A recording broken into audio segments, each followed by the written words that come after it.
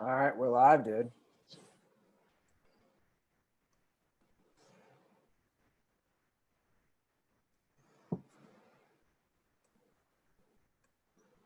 All right, you about ready? So you're good to go? Good to go. All right, let me get the tweet ready and we will do this.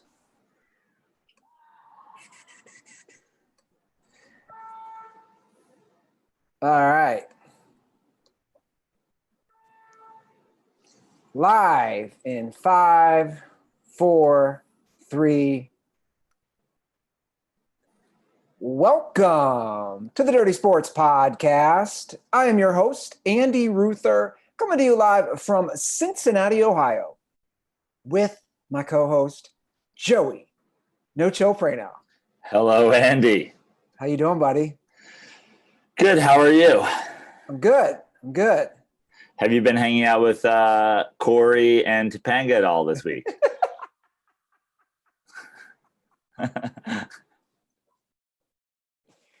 Well played, sir. Well played.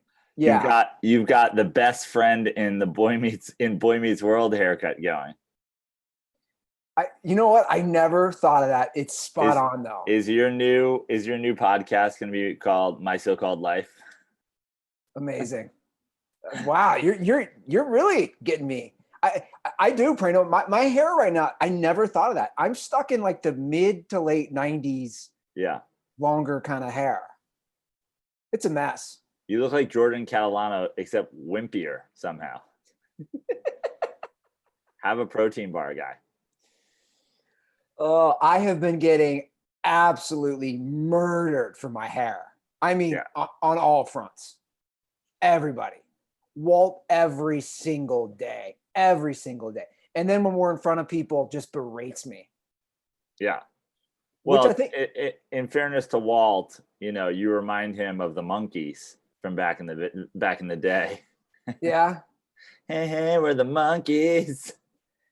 I think that's made Living in your basement and monkeying around.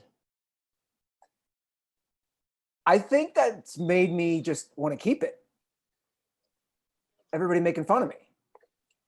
Sounds pretty on brand for Andy Ruther. Yeah. Well, I'm going to get it cut, but I'm keeping it longer. I told you the goal is that I can put, I'm almost to the point where I can put it in a ponytail. That's the goal. Ironic man bun? But not even a man bun, ponytail. Man bun is something different than a ponytail. I want to get it long enough to a ponytail. And then maybe after that, then we go full mullet. A nice homage to Steven Seagal. Yeah, that's right. Start wearing kimonos around Walt's house. Oh my God. Walt would lose his shit. I mean, Walt, I have a whole note, like in my notes section in my phone of all the things Walt says. It's to the point of like, this is amazing. Waltisms. I mean, the Waltism is a thing. What's going on though out there? I know you were supposed to perform last night for the first time in 4 months. Yeah. Speaking of kimonos, I saw Alex Hooper last night. That's a guy who rocks the kimono regularly. Yeah. I was supposed to do our boy Justin Wood's show. I think he has been a guest on the Dent Report, correct? Correct. So he put together a show at that bar that he works at, formerly Gramercy, now Surfer Rose. They have turned the back parking lot into like a beer garden situation, like picnic tables, umbrellas, whatever. So he invited me to do a show, and I haven't done the Zoom show thing because I don't know, doesn't seem right. Sure. And I didn't jump on the early reopening for shows. So I was like, well, an outdoor socially distanced show, I'll try that. It got shut down basically one comic into the show. The Santa Monica, I don't think they were the police, some sort of Santa Monica COVID unit or whatever, shut us down. So how does that play out? I'm just so curious. So does somebody come to the venue or did someone alert them? Somebody alerted them because the lady told Justin or the guy who owns the bar that they knew there was going to be a comedy show that night. They're like, we know you guys are having a comedy show tonight. So explain to me why there couldn't be a comedy show if you were socially distant. No live entertainment. Live entertainment is illegal. Oh, I didn't know that. So live entertainment in the county of Los Angeles, LA County, I guess. or is it the whole state? By the way, just FYI, just breaking news on my phone. Russell Westbrook has COVID-19. Well, we'll get to that. Did you already know that? No, but Okay. I've been keeping track of. I have Twitter open to keep track of this. On NBA player bingo, I have Russell Westbrook. So that's fun. Oh, you do? Me. Yeah. So we'll get to that real quick. So I legitimately want to learn this, and I bet all the listeners do. So somebody alerts them. They're there prior to the show, and it's like, to me, I don't know why they had to do this whole like dog and pony show. It's like, if you are saying that there's a comedy show here and that we can't do it, then just shut it down. You Sure. know. But apparently they let the show go, and then all the comics were sort of hanging out by the entrance, and we weren't really socially distancing. I mean, we were like, we weren't that close to each other, but there was definitely like a group of us. And Justin was like, can we all spread out and like go to our own tables, like go with, whoever we were with and stuff like that, because they're kind of like eyeballing this group or whatever. So we did that. Yeah. Then the show starts, the host goes up, and then Josh Adam Myers goes up. And then after Josh's set, Justin gets on the mic and says, that's it. They said, now it's done. And then they so there was a guy there whose birthday it was, and Justin was like, hey, since we can't do a comedy show anymore, if anybody wants to give a birthday toast to Mike over here without a microphone, come up and do it. He's like, the first person who wants to give a toast is comedian Matt Rife. And then Matt Rife like basically went up, stood near that guy, did his set without a microphone. And then after his set, Justin came back and said, they have now fined the bar and the show's over. And we're closing. Do you know what that fine is? No. I mean, I just have so many questions. Like, who is this person named Karen? I mean, who? It was a female, and yeah. And honestly, I was trying to get a fuck the police going. I was like, guys, we've been practicing this for weeks. Like, let's grab her, beat the shit out of her, and like do a comedy show on her body. Like, that's, I was trying to go, but everybody was just like, man, show's over.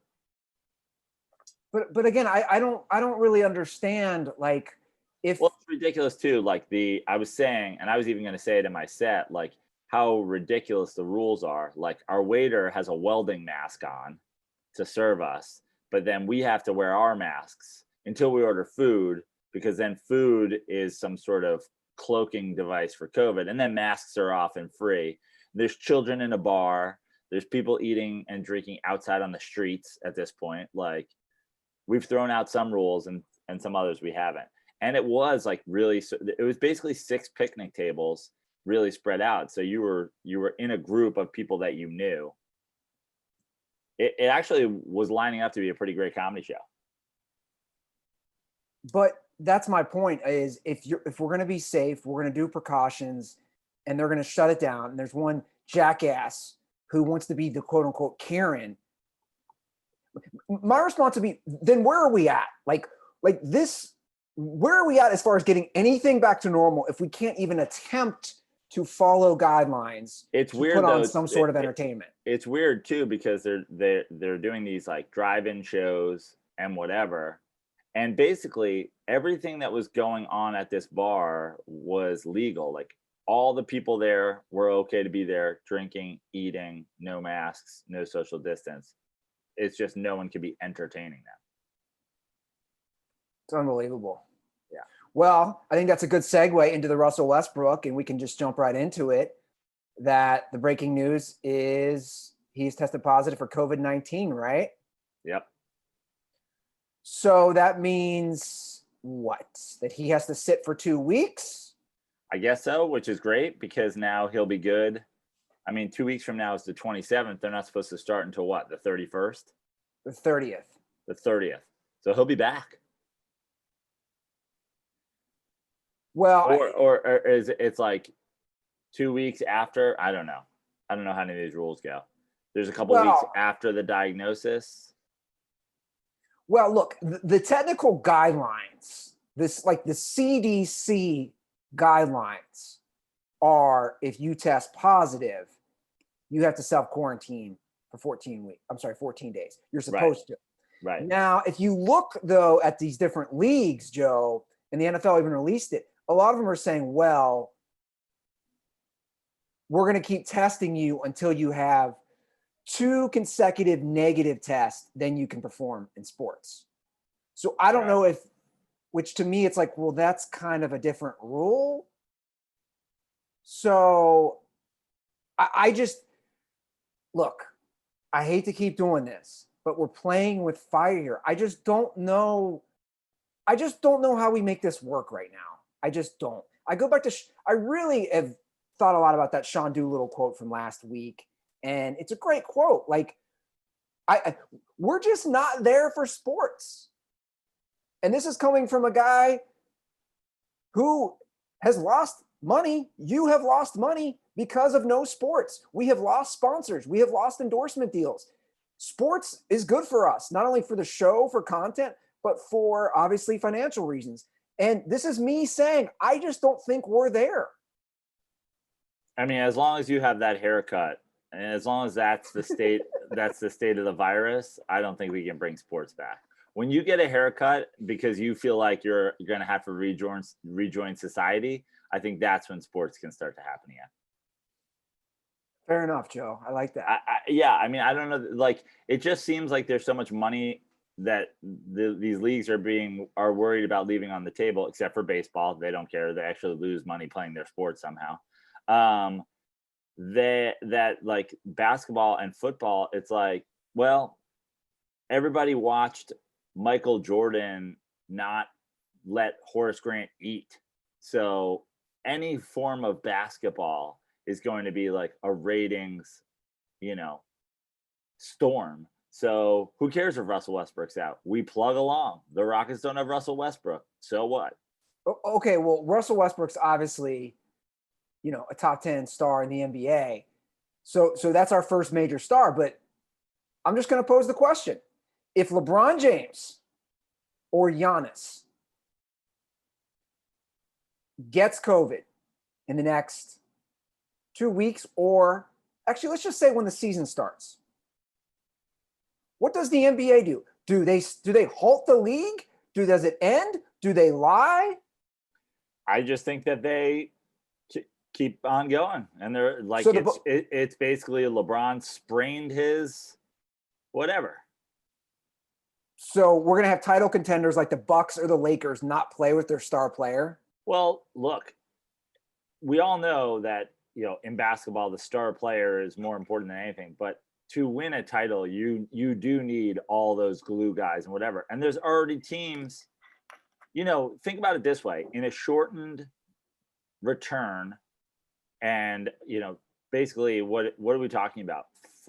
How many months off are we now? 4 months off from basketball? Yeah, 4 months.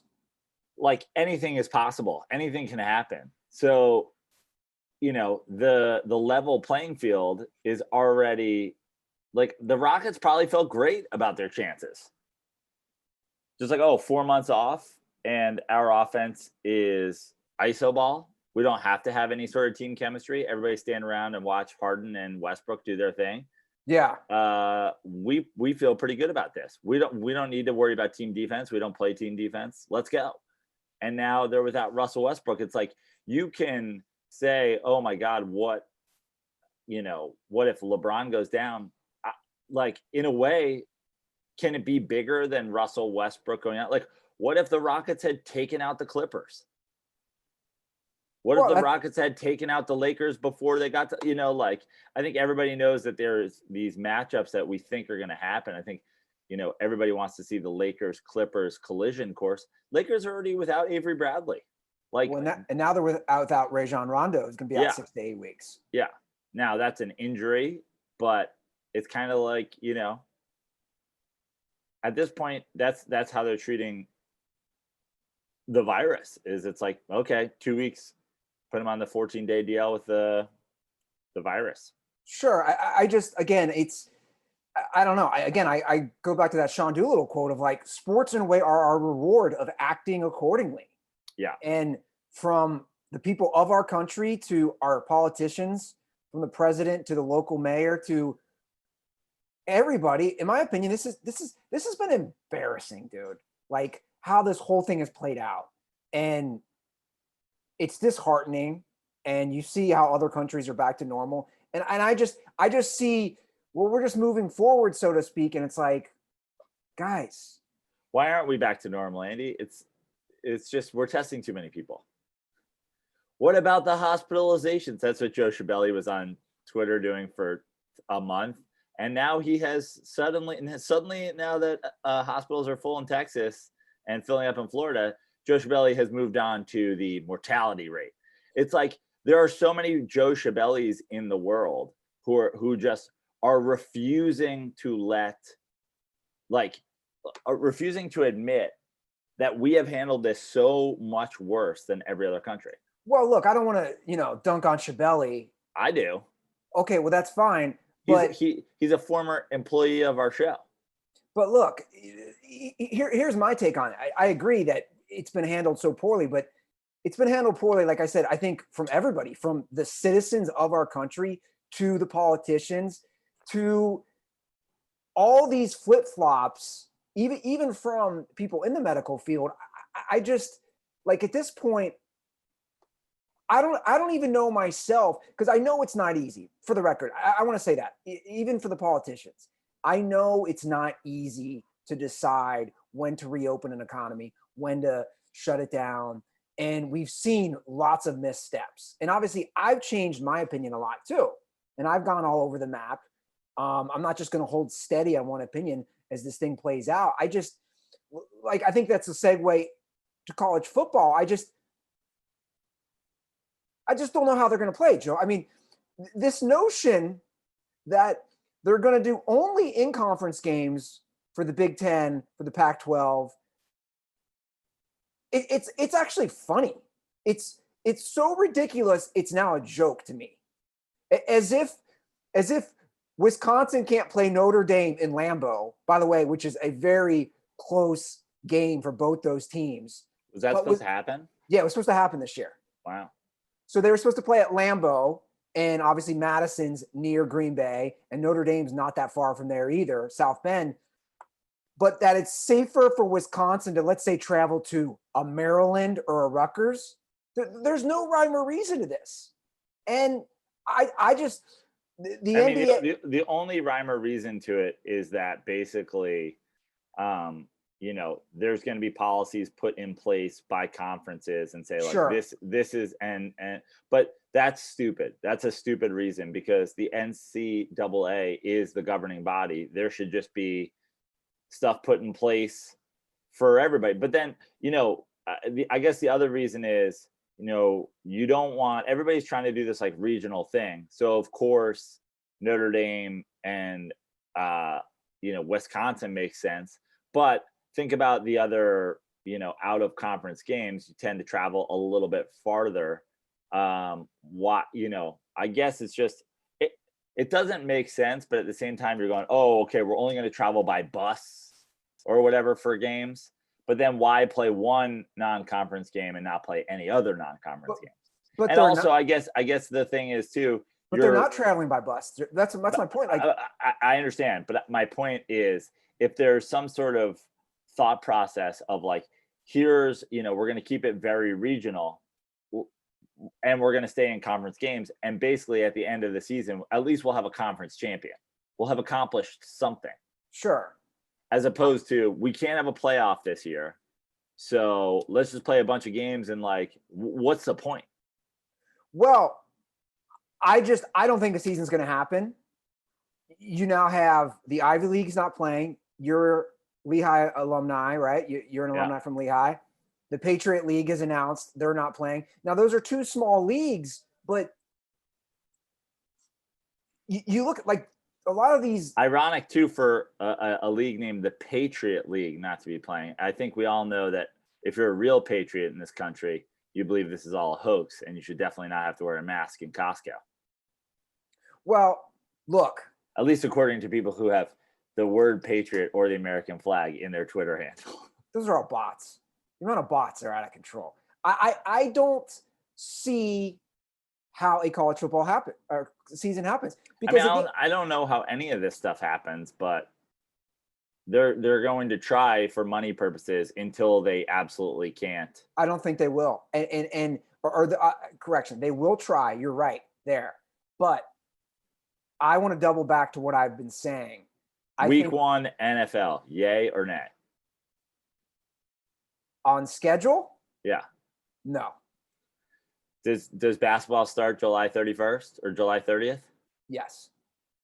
Do they crown an NBA champion? No. I love. Is the answer up there?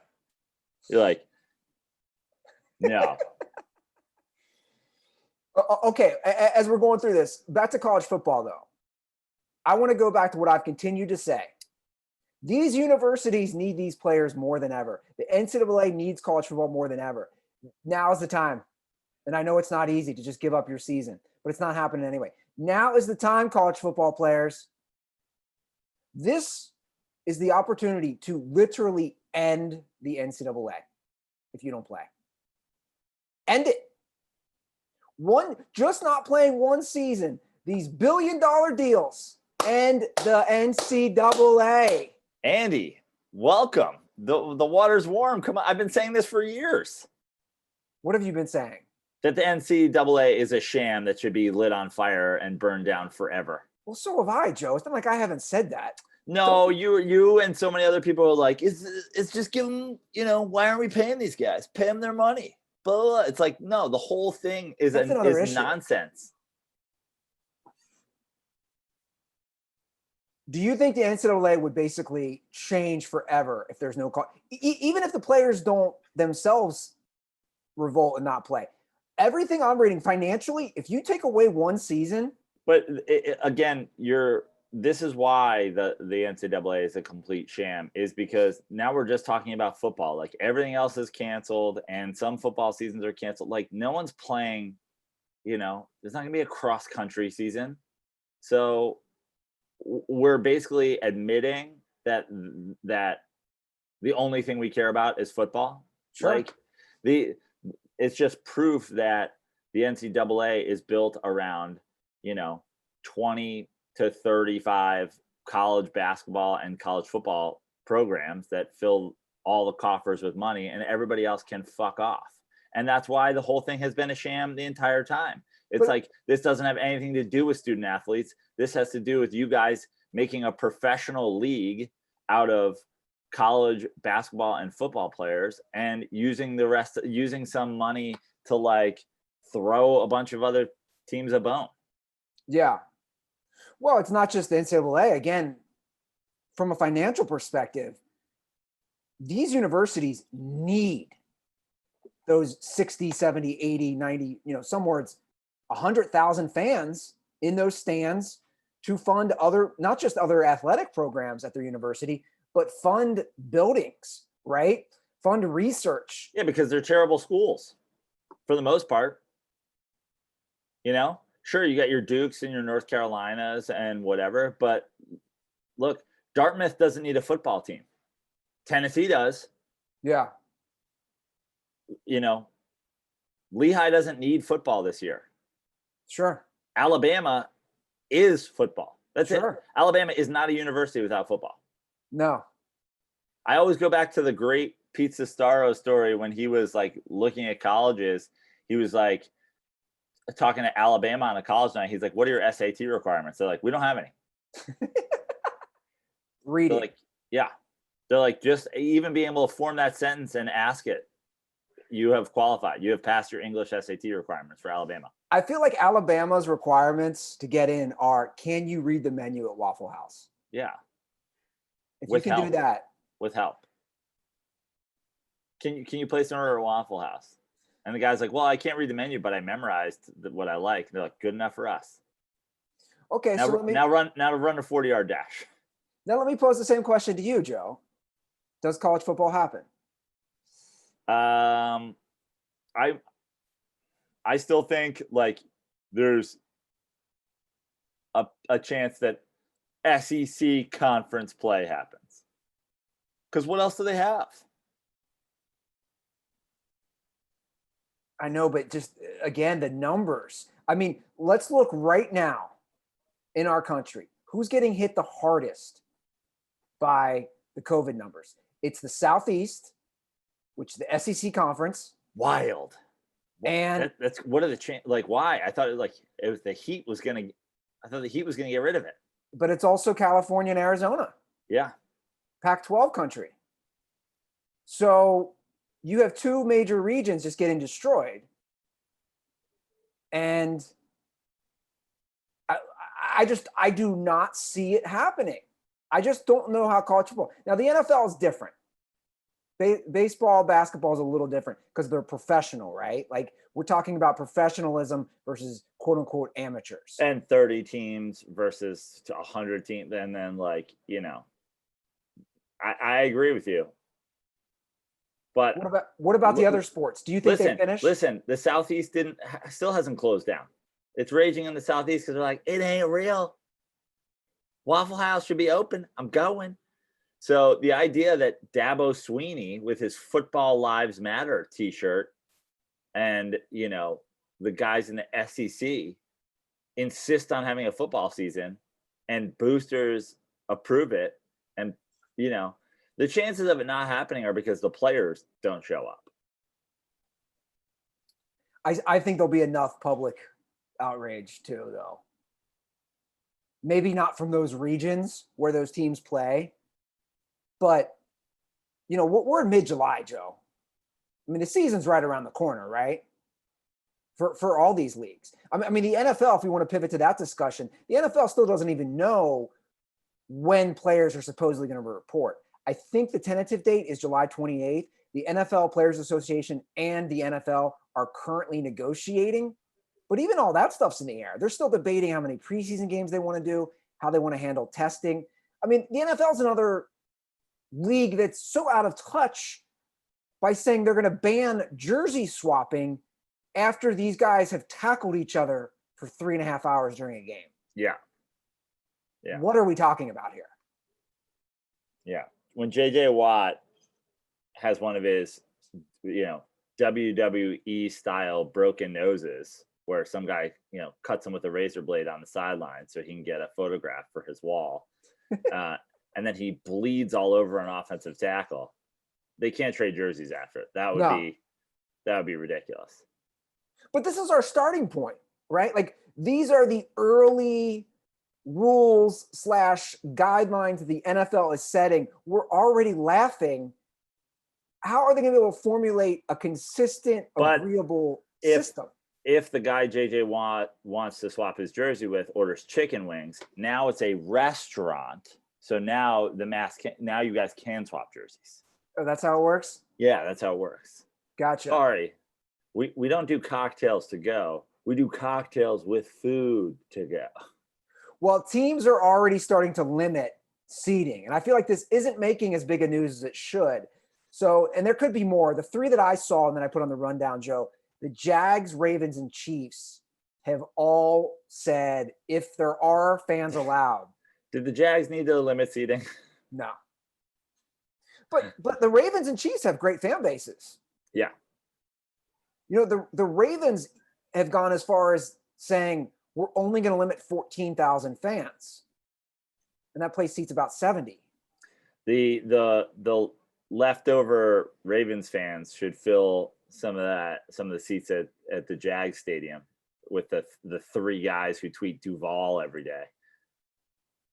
Do you think that fans will be in NFL stadiums? Or will it be limited? I mean, it'll certainly be limited. I think it'll be. I think for sure it'll be across the board, 100%. Every team will have limitations. I honestly don't know why you'd even do 14,000 of 70,000 fans. Well, I'm just wondering what that looks like. They're just spread out that much in that stadium. Yeah. What about the state of Man, California? think about Eagles fans. Think about how Eagles fans, you guys got to start working out. If you want to spit on an opposing fan, you're going to have to spit across like 10 empty seats. You better start working that spit muscle. Stretch that arm to throw those batteries. Stretch that arm. You want to Right? throw an uncapped water bottle, you're going to throw it across 20 empty rows at a child in a Cowboys jersey. You guys got to start working. I'd start working out right now. I'd report to camp when your team reports to camp. What about California? Because no fans. You don't think they're going to allow fans? No. I'd be shocked. Will the Chargers refund my money? That's the second question. We had at the comedy show yesterday, we had less fans that even show up to a Chargers game, and that shit got shut down. So you don't see it happening? No. Wow. I agree with you, but just to think, Joe, that Rams owner Stan Kroenke spent. You know what's weird too is like this lack of, we had the question about like the audio. Like imagine Patriots fans when there's only like 12,000 of them in the stadium. You're gonna be able to hear just the N-word flying around. Like wow. they're gonna have to play that game. They're gonna have to do the Joe Praino style, play that game with a soundtrack and not even have live audio. Not only that, put on the new Strokes album. You're gonna be able to hear the cheating. Like you're gonna be able to hear the do your job guy talking to the other employees about where they should film, who they should focus on, zoom in. Yeah. You're able to hear everything. And when they get caught, they're gonna be like, we're actually filming the crowd. They're like, there's no one in the crowd. What are you talking about? But it's great. It's just nuts, man. Kroenke spent $6 billion. $6 billion on that new stadium for the Rams and Chargers. And they're gonna have no fans in the first season, or we're projecting that. Shabelli will be there. Shabelli will be there one way or the other. I feel bad, man. You're dunking on Shabelli a lot. I feel bad for the kid. I don't know what to tell you, man. Like I've just watched him. I watched him spinning on Twitter. He spent 2 weeks replying to just random people with like, "What about the hospitalizations?" But I feel like Joe now he's got like death rates charts. Now the hospitals are filling up. He's just sending death rates charts. Surprise, surprise! Like America has great doctors. You know what I mean? So we're keeping more patients alive than third world countries. Congratulations. But you can't argue that we have like great doctors, terrible government. Well, I feel like the man needs to speak for himself. When I come back to Los Angeles in a few weeks, maybe we'll have to bring Shabelli down to the Smut Studio. Is it even a Smut Studio anymore? Well, I don't know. I don't know what's going on. Has Tug turned it into a tiki bar? Have you talked? If Tug has turned it into a tiki bar and I haven't gotten the invite, he's dead to me. I don't know. I'll have to hit him up. I was gonna ask him to make a set of keys for me because it's been hot here lately. I wanted to hop in that smut pool. Oh, gonna risk that COVID. Hey, that's a risk. That's a risk. A little COVID soup. I'm just saying, I don't think we've announced this on the show. 2 people, word of mouth has spread all the way from California to Ohio. According to my intel, 2 people in the Savage Town complex have tested positive for COVID-19. Wow. So would you be willing to risk COVID to swim in the pool? I mean, chlorine, like the whole purpose of it is to kill shit. Like it's the entire reason they put chlorine in pools. Yeah? Yeah. Does it kill COVID? Do we know that? I don't know. Have you tried drinking the chlorine? Go in the pool and drink the water in the pool. You're healthy forever. Joe, how talk to me about the number of hospitalizations after people have drank pool water. So it's pretty hot there right now, huh? Yeah. Well, Joe, that's a perfect time for me to say that summer is in full action, and we are thankful for our sponsor today, for Manscaped, for keeping us nice and fresh. The sun's out, bum's out, and hopefully your pubes are not out, Joe Praino. Are your pubes out? No, they're not. Good. Because I've been manscaping. That's right. Manscaped offers all the right tools to keep your hair groomed above and below the belt. And Dirtballs, I just got a great new product from Manscaped that I want to show. They're shears. Look at these things. Oh, you got some products too. I was just about to show the shears. Well, you've been out of town. They just keep sending me stuff for Andy Ruther. I got the the ear nose trimmer. We got the 4-piece, the Shears 2.0, the 4-piece essential grooming kit. They're really taking care of us. It is exceptional. They're doing a great job. Guys, all these great different products. The Weed Whacker.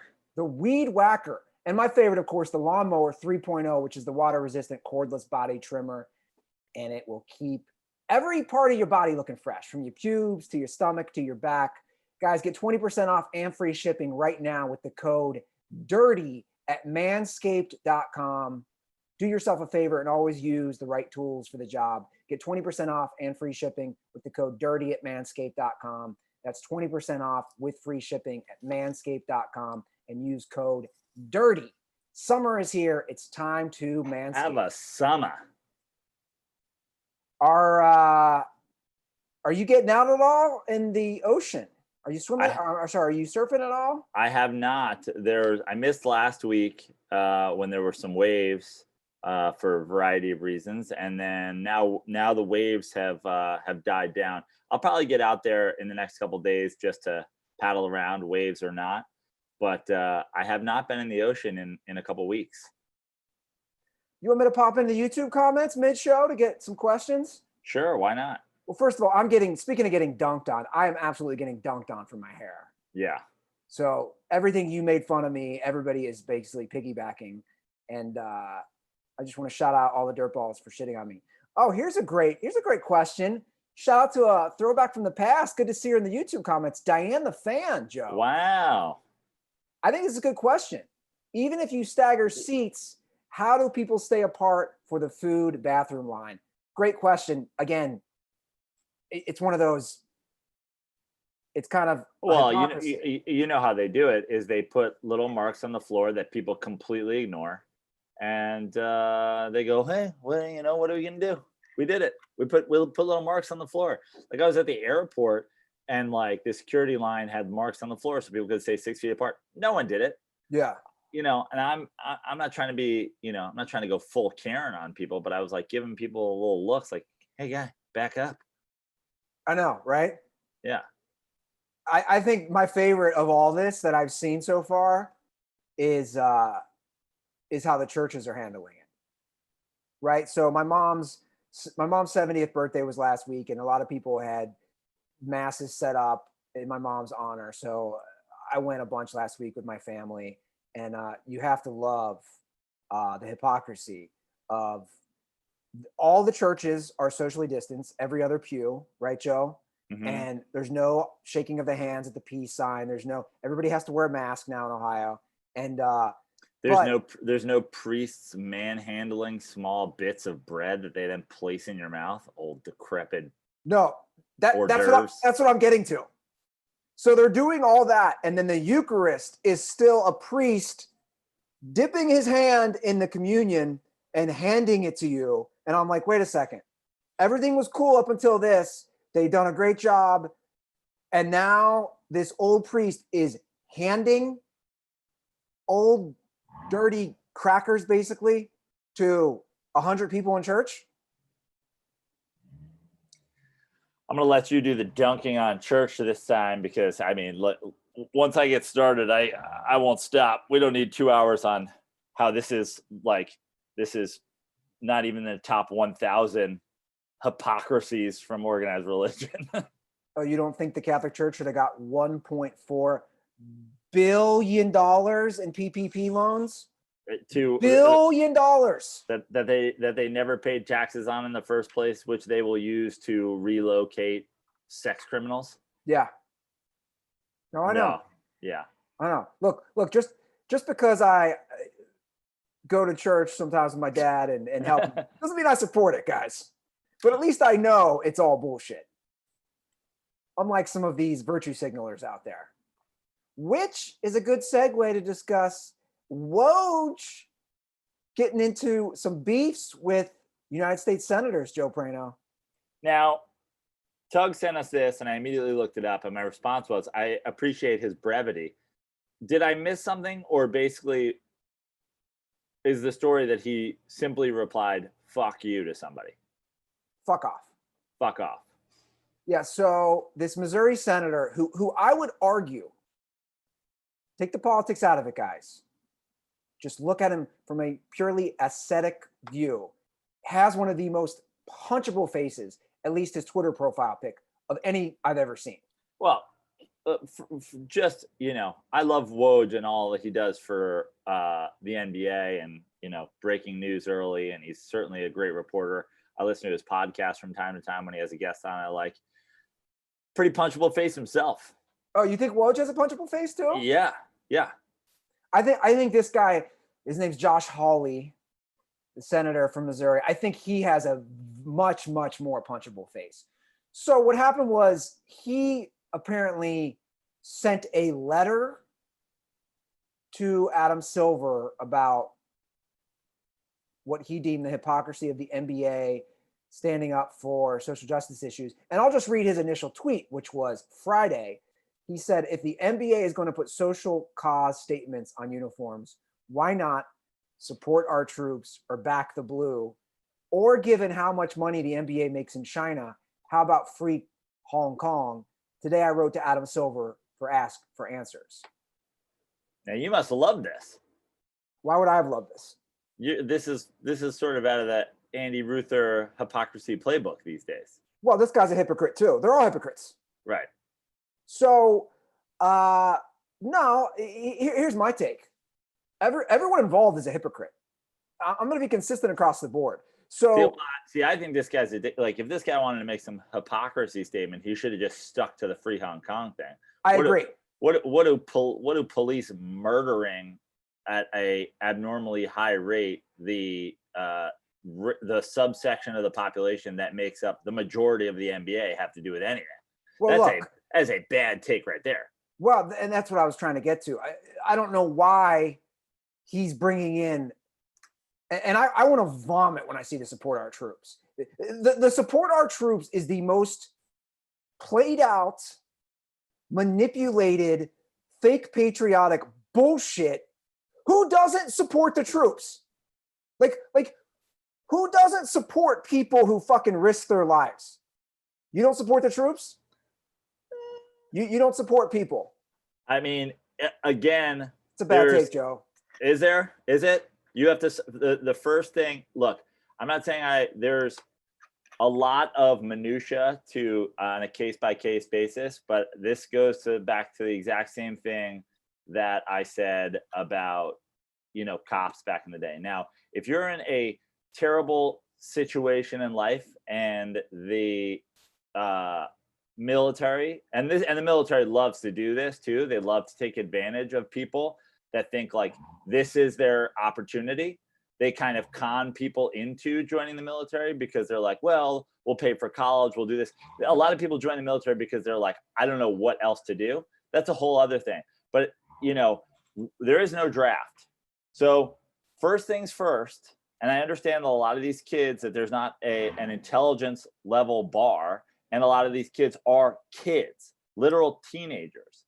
But there is a portion of this where you have to sign up voluntarily to a horrifically broken system that is based solely on spreading violence around the world. So, a little bit. Well, look, I think I disagree with you somewhat. I think the military gives a lot of opportunities to people. For the most part, it does give good benefits when you're in the military. Now, when our soldiers come back and how they're mistreated and the lack of benefits there, that's a whole other discussion. But while But while you're in the military, for the most part, I think most would agree it teaches discipline. It takes care of most of those people as far as from health benefits to retirement to giving but up. also, and the job that you're asking them to do, it's like saying, look, pimps take care of prostitutes. They protect them. They give them housing. They feed them. They keep them protected from weird people. Like, it doesn't mean they're not completely and totally using those people for horrible things. And by the way, I don't mean being a sex worker. Be a sex worker. Like, we should legalize that all you want, but it's like you're taking advantage of someone. That's what the U.S. military is doing. They're taking advantage.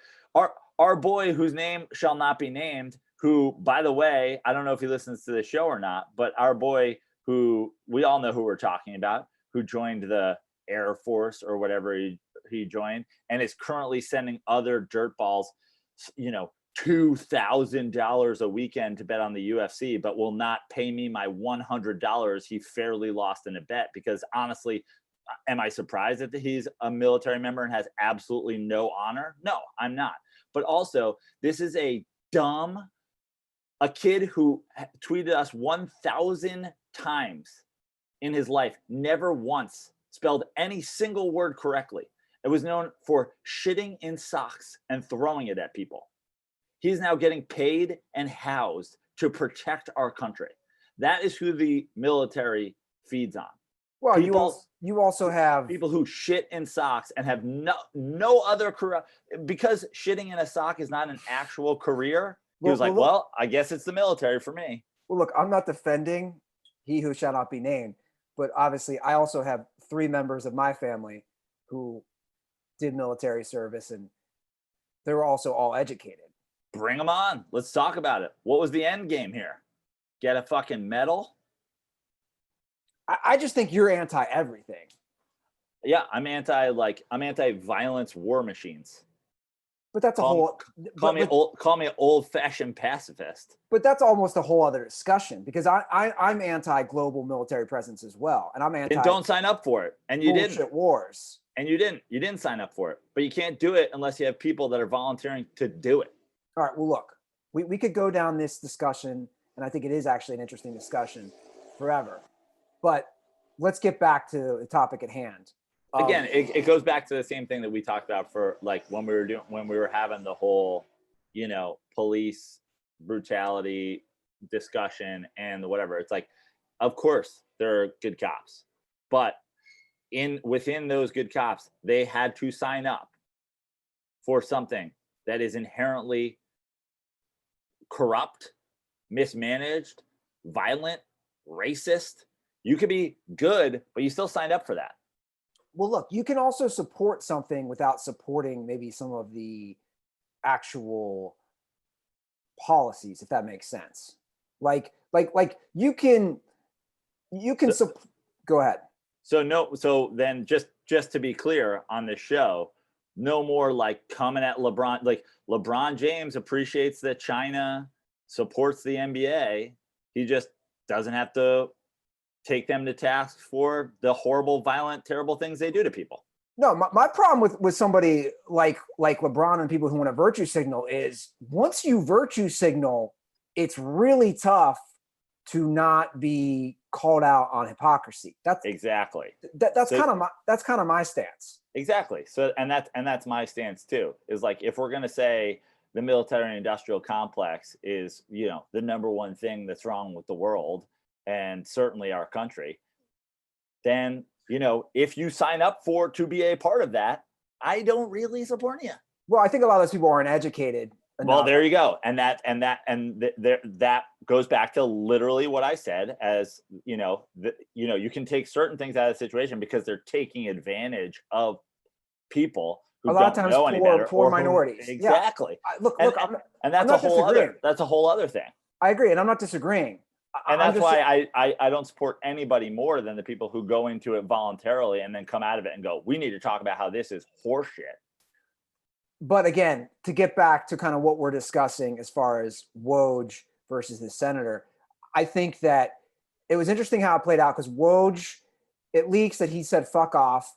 Then ESPN suspends Woj for a week without pay. His trip to the bubble has been delayed.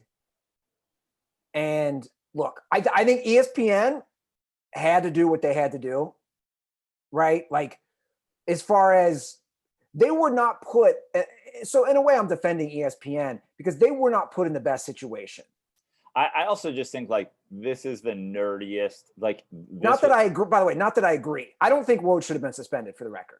I mean, look, you can easily suspend somebody and say, like, look, we go back to the hypocrisy thing. If you're going to suspend people for saying this and you're going to suspend people for saying that, but you're not going to suspend Woj for like, going just like blatantly just sending a fuck off to somebody. It's also like, Woj, what was the point?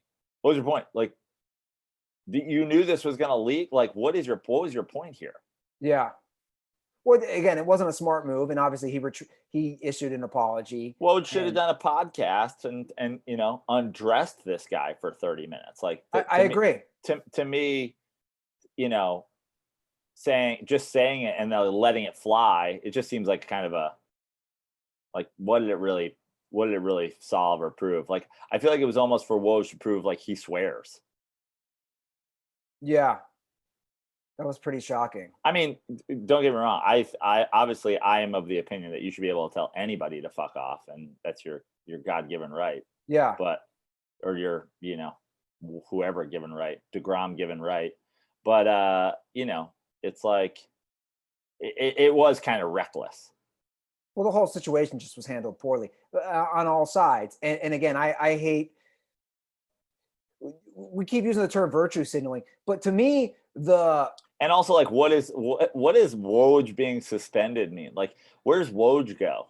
I don't know. Woj spends 365 days a year in some sort of NBA information bunker, like 60 stories under the ground. You know what I mean? Where he's like simultaneously equidistant to every NBA city, and like I feel like Woj. So now he just like can't tweet. I feel like Woj, Adam Schefter, Ian Rappaport, these guys, I feel like they all live in their own bubble. I feel like they're all robots. Like, right? has anybody ever actually shaken Adam Schefter's hand and feel the warmth of human touch? Or like, is he just a robot?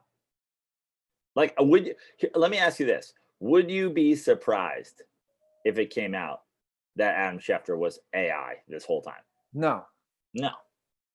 I mean, we've discussed this on the show before. Any of these guys, I don't know when they sleep. These guys are dropping news and breaking stories 24/7. I would love, when you go on your iPhone and it shows you the time you spent on your phone in the week? Yeah. What does Woj say? What does Adam Schefter say? I think it just for safety, it shows them the amount of time off of their phone. It's like you spent 11 minutes off of your phone this week. Have these guys, because I know they all have podcasts, have these guys broken down like their day by day? I want to know the 24-hour cycle from an Adam Schefter, from an Ian Rappaport, from a Adrian, how do you even pronounce his last name? Woj. Just Woj? Yeah. That's a good name for a dog, by the way.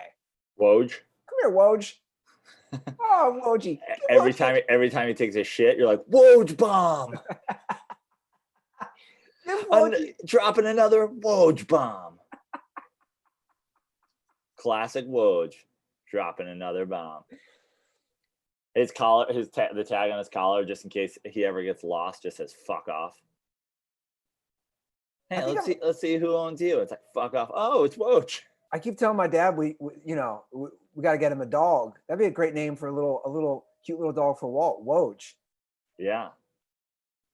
Like a little like Vince, like a little Cairn Terrier or something. Does your dad not want a dog? I feel like you should just get him a dog.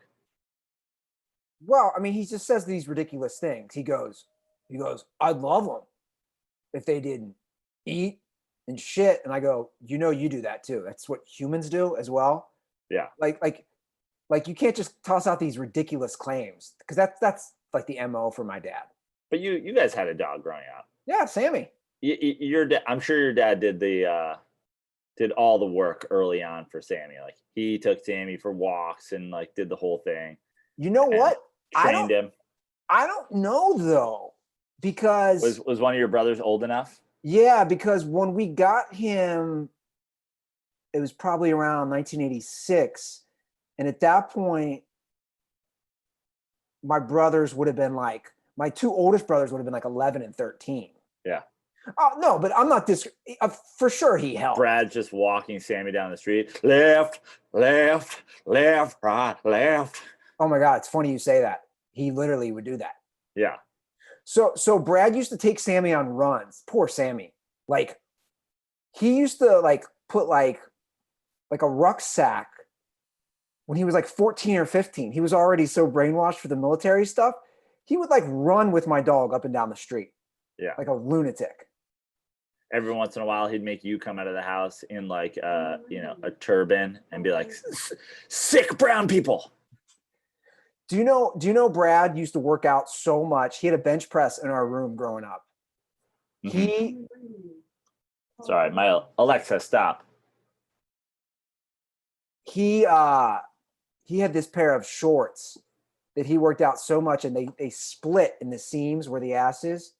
He stapled the shorts to the ceiling with like a start and an end date, like an RIP of his workout shorts. This is who I lived with. I shared a room with this guy for I don't know how many years. Total lunatic. Yeah. You went to West Point? Yeah. They're going to struggle this year, by the way. Who? The Army? Well, I just saw like their schedule is like Bucknell, can't play them. Oklahoma, out of conference. Like some of these teams, we didn't really talk about that, Joe. Like, let's talk about Notre Dame. If we know anything about the Army, they'll find someone to play. They'll find someone to fight. Like, how about Afghanistan? We'll pay for them to have a team, and then 10 years later, we'll fight that team. Your Notre Dame squad, though, too. Yeah. I mean, it sucks. So Notre Dame right now, they don't have a conference. But they've already lost 3 huge games: Wisconsin, USC, and Stanford. Now, they'll probably fill that with some ACC teams, but that kind of goes back to the earlier point, Joe, of like, what are we doing then? Can we go, and since you brought them up, can you read that Fighting Irish story we got? That's the best thing I've ever heard. And the soul, like, that story needs to be more publicized on why not to change the Notre Dame mascot. As far as the one kid who sent us the thing that they were just the Irish and then they like beat up the KKK. Oh yeah. Was that a DM? I think that was a Dirty Sports DM, maybe. Was that on Instagram or Twitter? Do you know? I forget. Let me check out. Oh yeah, I have it right in front of me. It's from Adam Lane. So shout out to Adam Lane, DirtBall Adam Lane. He said, he brings up that I was talking about, when are they going to change stuff? So this is according to The Dollop, which obviously is a very popular podcast with our buddy Gareth Reynolds. So he went to a live show of The Dollop. Looks like you can do live shows in certain areas of the country, Joe. And I guess they told a story about how the KKK decided they were going to hold a giant Klan rally on Notre Dame's campus in South Bend. And the students, according to Adam, from what they said on the Dollop's live show, they proceeded to beat the living shit out of the Klan members, and they stole their robes and hoods. And up until that point, they were just known as the Notre Dame Irish. And after the students beat up the Ku Klux Klan, they were officially changed to the Fighting Irish. That's a wild story. Yeah, and if that's true, it's amazing. And people should fight to not let them change that name. Because let's be honest, like the Notre Dame Irish, that's not offensive. The Fighting Irish, like the idea that this is like drunken Irish pub brawls, okay, maybe that's a little bit, whatever. But I was like, there's no sign that that's necessarily what that meant. And if this is the reason for it, man, we can't let Notre Dame get their name changed. Well, I don't know if that story's true. Yeah. It's like they're the original woke racism fighters. Yeah. And they actually, they were, I don't even know if I want to call them woke, because woke people don't fight. Woke people don't use woke people fight by finding your own tweet, your old tweets. Yeah. These Notre Dame students were physically doing it, right? Yeah. Just like the mascot. Yeah. Well, I guess that's the segue to Washington. R.I.P. Redskins, Joe Praino. Good riddance. I mean, this was a long time in the making. And honestly, what, you know, the pushback that it received for so long. Again, it's the same people that were writing letters to owners about Colin Kaepernick. It's a small but loud minority of assholes. Like, I even think from a financial standpoint, this is going to work. Like, how many more jerseys and stuff? Everybody's going to get new stuff now. I actually disagree about the small minority. I think a lot of people don't want it changed. And I'm not saying I agree with them, because I've said on record that I think they should change it for years. Do you know anybody personally that's like, this is ridiculous? Yes. Who? People in my family. I got into a heated argument with members of my family. But like, what is I just don't understand the argument against. They don't have a good argument, in my opinion. I straight up said to the members of my family that it's offensive, and you would never use the term black skin or yellow skin or white skin. You wouldn't. You just wouldn't. Yeah. And what's the argument? No, it's not offensive. I'm like, you guys are just holding on. I mean, can we like this is something that I think we have done very well on this show, although we don't always go out of the way to say it, to like explicitly express it. But when we talk about, you know, Black Lives Matter, we talk about the anti-Semitic comments of Deshaun Jackson, like, we are talking about these things from a perspective of people it absolutely doesn't affect. So, you know, that's why, like, somebody was listening to our podcast and sort of criticized me about, oh, you're anti-cop, but you're not talking enough about the Black Lives Matter situation. I'm like, I'm on your side and I'm trying to vocalize it, but like, you have to draw a line at some point where you don't overstep your boundaries and start weighing in on things that absolutely you have no right to weigh in on. Like, Deshaun Jackson's anti-Semitic. Like, I'm not Jewish, I'm not Black, I'm not a Native American. So the idea that, you know, members of the whitest family in Cincinnati are saying that the Redskins thing isn't offensive. It's like, to who? To you? Well, look, I do think you can still weigh on things that don't particularly affect you, but you can't say something's not offensive when it's not about you. Who are you to say that that's not offensive?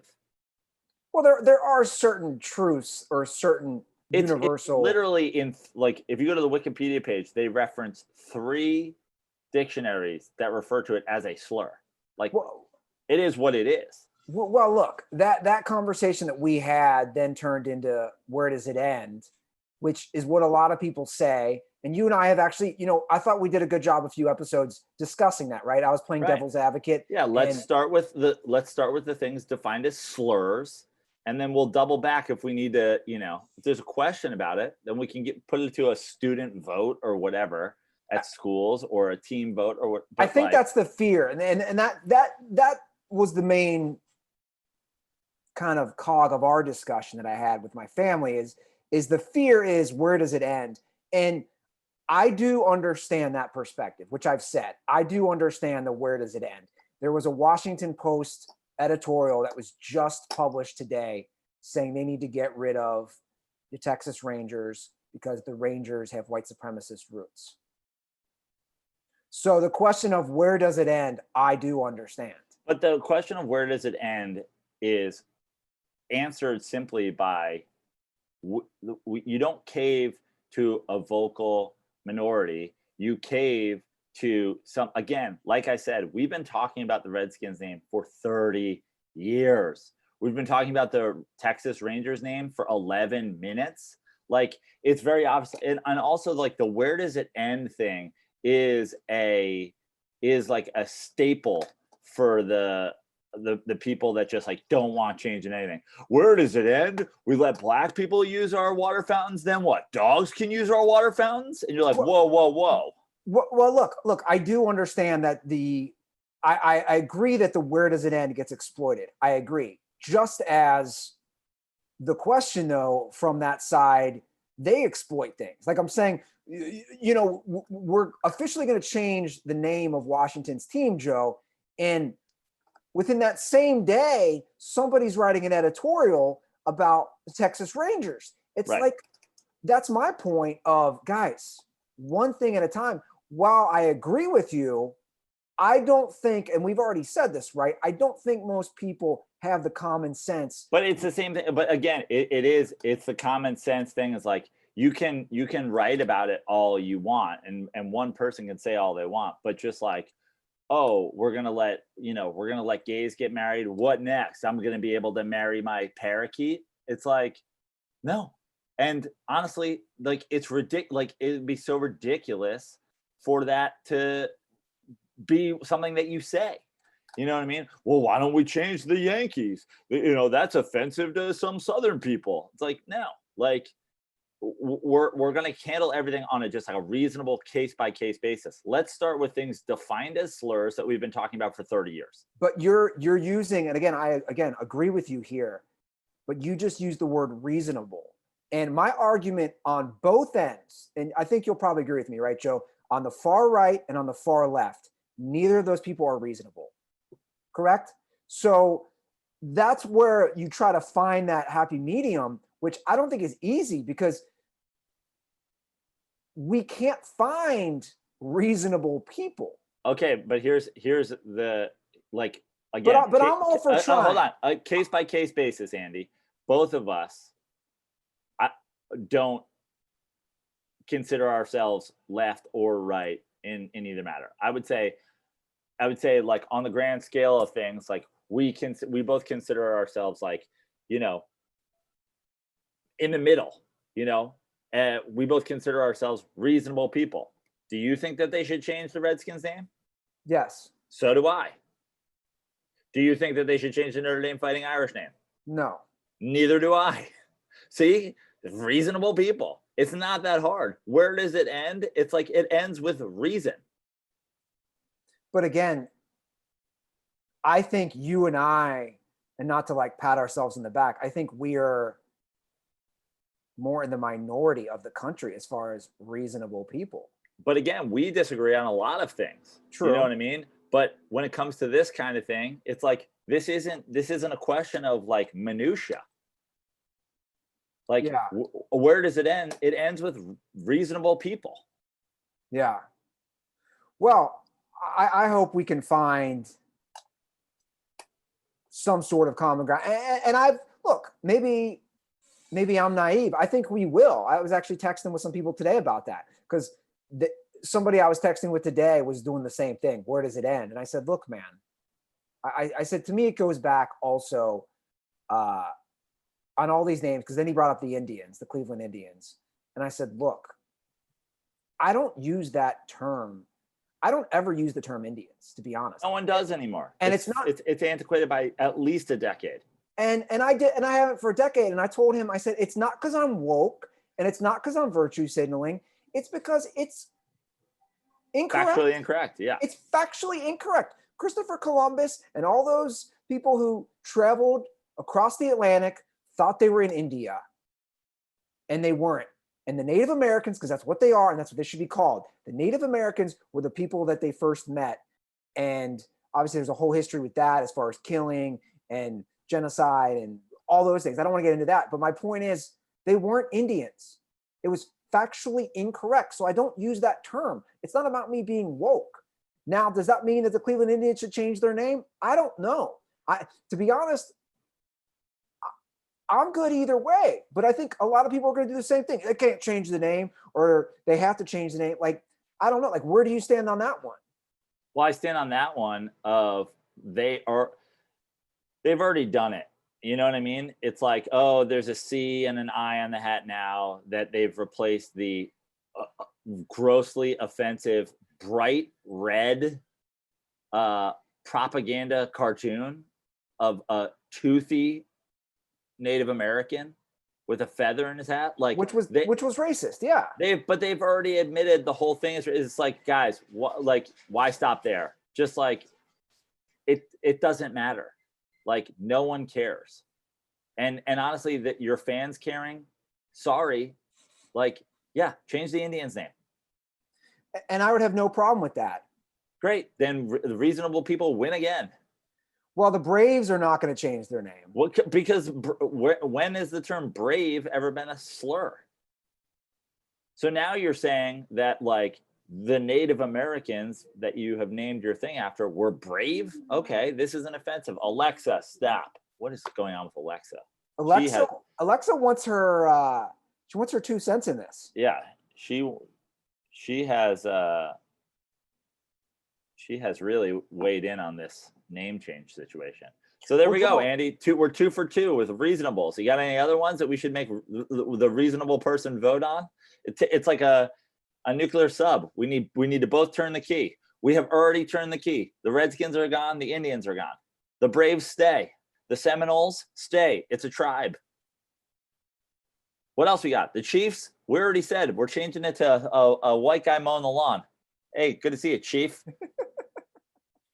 What else you got?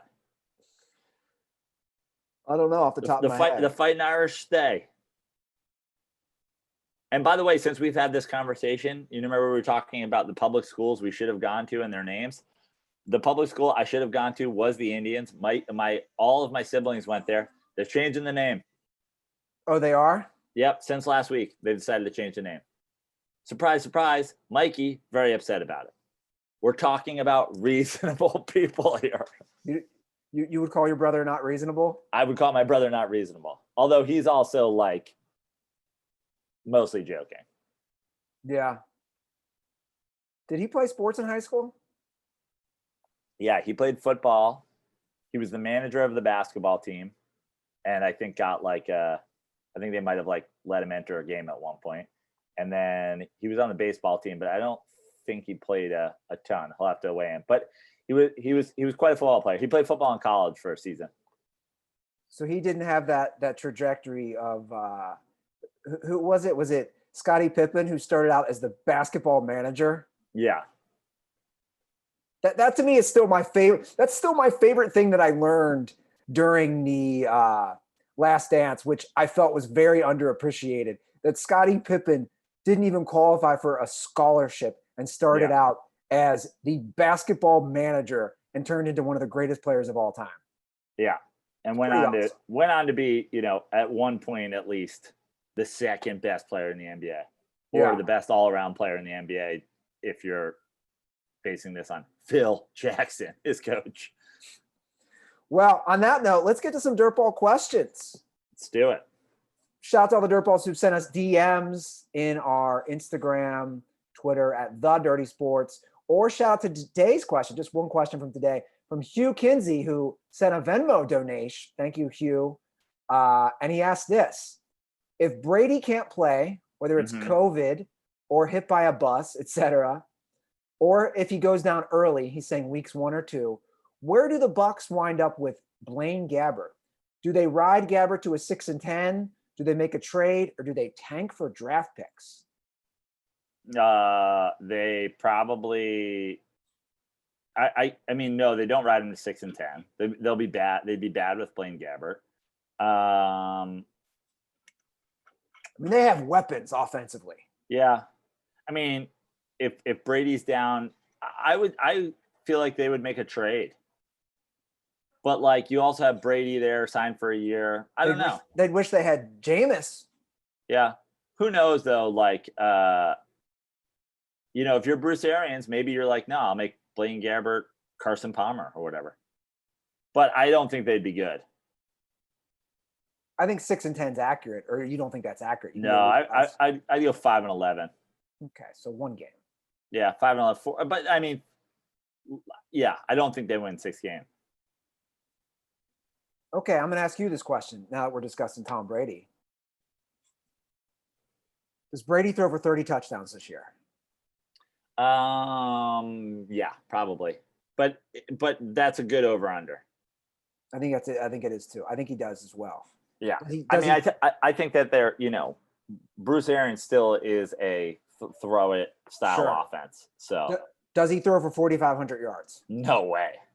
No, 0% chance. 0% chance that Tom Brady throws for 4,500 yards. What did he throw for last year? Let's look it up. I'm going to look it up. 4,500 is a lot of yards. And I bet Tom hasn't done that many times in his life, to be honest. Right. And I think also Tom Brady is smart enough to know, and Bruce Arians is probably smart enough to know, that you're going to need balance. Sure. And the goal is to compete to win. They can't just be chucking the ball around. He's thrown for 4,500 yards 4 times in his career. Last time he did that was 2017 when he led the NFL in yards. Last year he threw for 4,057 yards. I'm saying 0 chance. And he threw for 24 touchdowns last year. Yeah. I think him improving his touchdowns by a significant number and getting to 30 is way more likely than him improving his yardage. Yeah.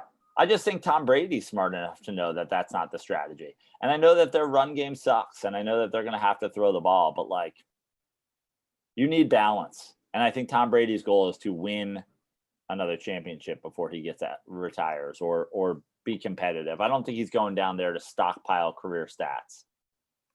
Yeah. I think he throws for 4,500 yards though. Really? I think he throws for 4,500 yards and 30 touchdowns. I'm obviously a Brady guy more than you. And I just think this isn't even about being a Brady guy. I just think my argument again is that what I do know and like about Tom Brady makes me think that he knows at 43 or whatever, trying to compete for a championship, the best chance of the Bucs winning a championship doesn't include 43-year-old Tom Brady throwing for 4,500 yards. Yeah. Gotcha. Well, that's our question for the day. Again, you guys can DM us or Instagram us on DMs at The Dirty Sports or me at Andy Ruther, or you can toss a little Venmo donation, Andy-Ruther. Those all go to the show, and we really appreciate that. Joe, we made it happen. I am continuing to get destroyed in the YouTube comment section for the hair. Well, Andy, I have a plug that we're going to get in. I've been talking to our boy Nick D'Alessandro. Are you going to see Nick, by the way, at any point? Is that still happening? Yeah, I'm trying to. I'm going to give Nick a call today. I know Nick is no longer with Amazon, so he's currently a free agent. I know, and I'm putting him back to work. So I want to plug my upcoming docu-series that Nick is going to be cutting for me. I golfed on Friday. You know about my ongoing battle with golf. On Friday, I golfed with Andy Lazarus after taking a golf lesson last week. And on Friday, played the worst round of golf I've ever played in my entire life, including the first time I ever played golf when I was running up to it and Happy Gilmoreing the ball. I was worse than that after a golf lesson. And so now I'm just spinning SpongeBob meme. I don't know what I'm doing. I didn't know what I was doing, but at least I could manage without knowing what I'm doing. Now I'm learning what I'm doing and it's falling apart. And I'm sure golf people out there who have said, have been critical of my criticisms of golf are loving this. But I'm supposed to play Pebble Beach with Andy Lazarus in 2 weeks. And what part of the state is that?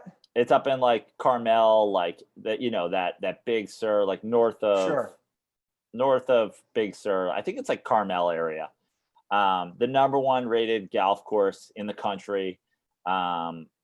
We've all seen pictures from Pebble Beach.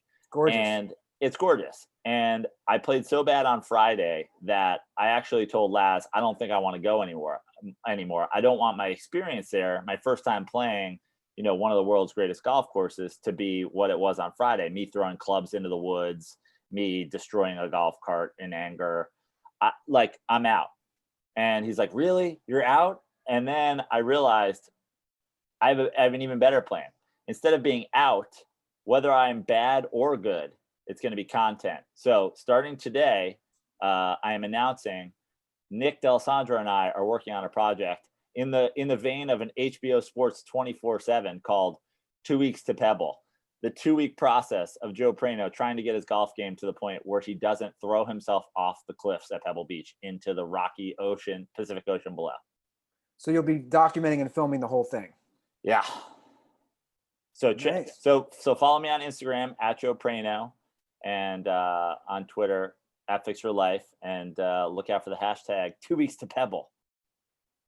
Well, it's so funny you're doing this because I'm actually doing a docuseries with Nick as well. Are you? It's documenting the process of me and Walt going to Sam's Club. I love it. It's called 2 Weeks to Potato Chips because he's very particular. He's very particular. Chips. He's very particular about his potato chips. I love it.